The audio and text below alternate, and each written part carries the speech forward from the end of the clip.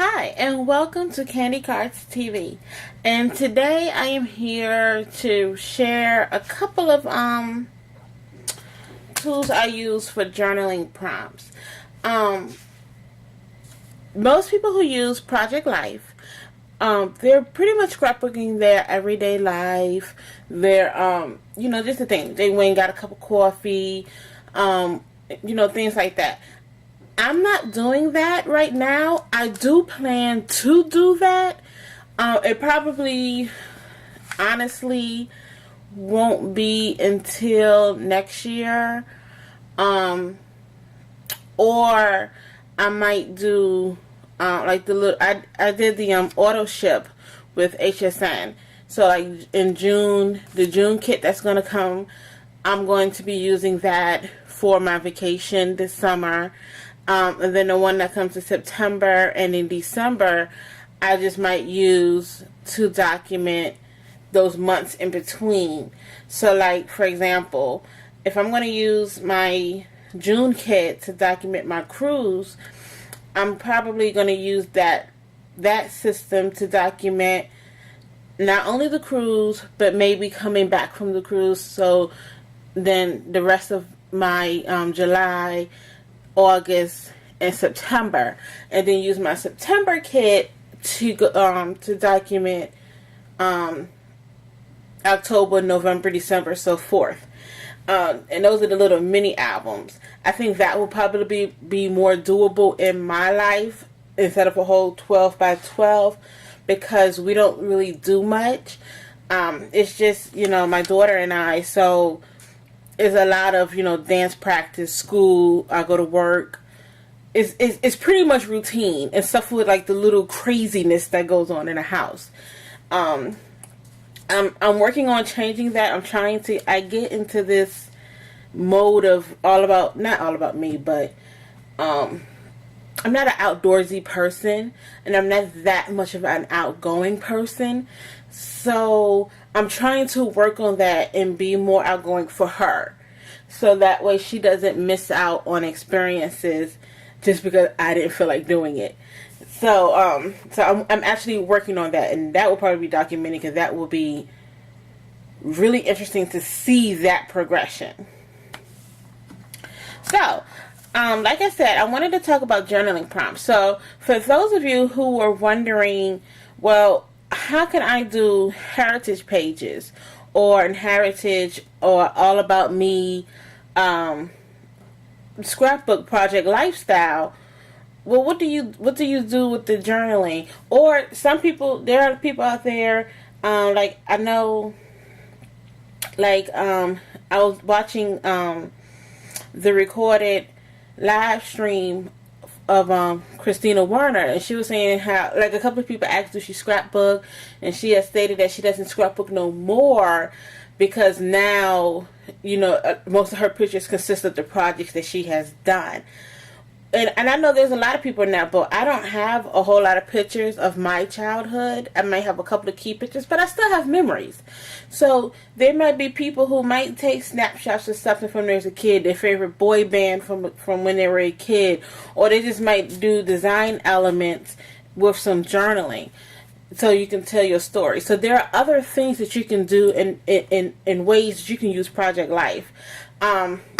I will probably do an example of that, maybe one with no pictures, as in the sense of pictures of you and stuff, or some with no pictures at all, just design elements. But I'm just not there yet because I'm a little bit behind right now. But the one thing I wanted to show you was you can go to different places like Scrapbooking. This is scrapbook.com, and I looked up articles on journaling prompts. So this one is an all about me journaling prompt page from scrapbook.com. This book is the Scrapbooker's Journaling Companion, which I bought this some years ago, and I managed to keep a copy. I don't know what I did with the actual electronic copy that I purchased. I think I've had to change computers, so I think I've lost it in a file somewhere. So I've been trying to make sure I at least hold on to this so I don't have to repurchase it. But it tells you all about how to write, and different prompts, how to do heritage pages, how to and it has in here journaling without photos, journaling about yourself, other little journaling exercises that you can do. So, and it teaches you how to use like transitional words when you're writing and things to that nature. So, and this one will be interesting here because it talks about journaling about a breakup. Like, I know I did a page earlier where you see it's actually my ex-husband and I getting married. I did that for my daughter's page. Will I do that for my book? Absolutely not. I really don't care to remember. I remember for her so she can remember those good times. Well, she wasn't around. She wasn't even thought of. But I wanted her to know that even though her father and I are not together, that we did love each other at one point. I thought about doing the breakup, but I'm not sure because it's still a little. I might get angry again if I do. So I tried. There's a lot of personal reasons why we broke up, and those are reasons that I really don't want my daughter to ever find out because I don't want her to hate her father. So it's something that I probably would keep out, or if I were to do it, it would probably be like hidden journal that only I know it's there. But anywho, they gave you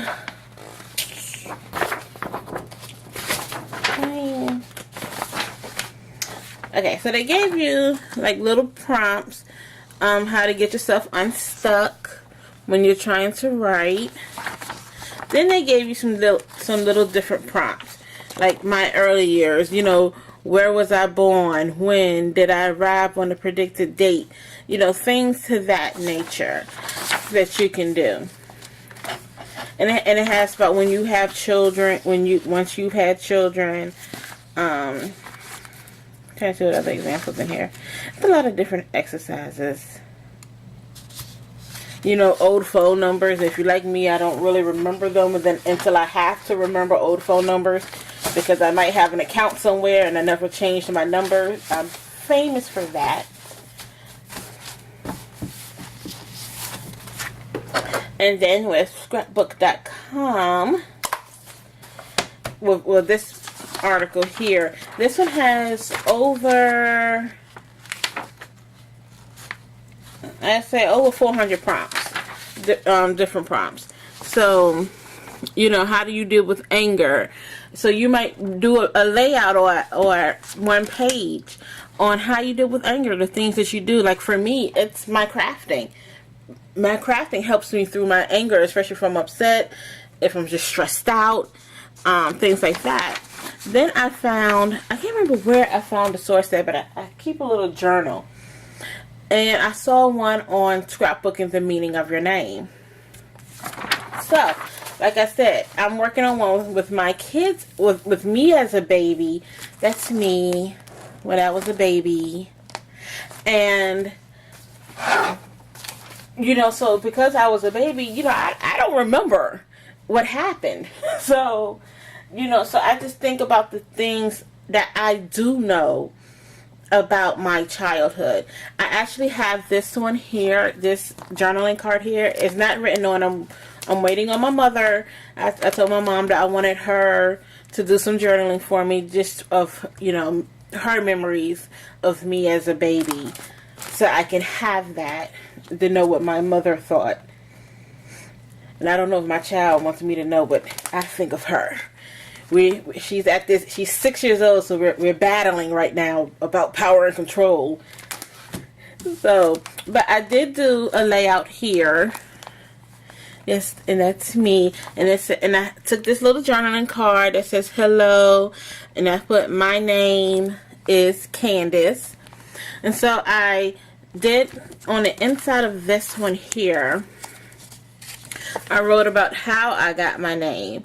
So my dad and my aunt named me Candace, and they named me after the actress Candace Bergman. I think they just discovered her and they really liked the name Candace, so they came up with Candace.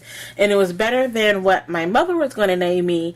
Apparently, my mother was going to name me Tokisha. And I'm really happy that I'm not a Keisha.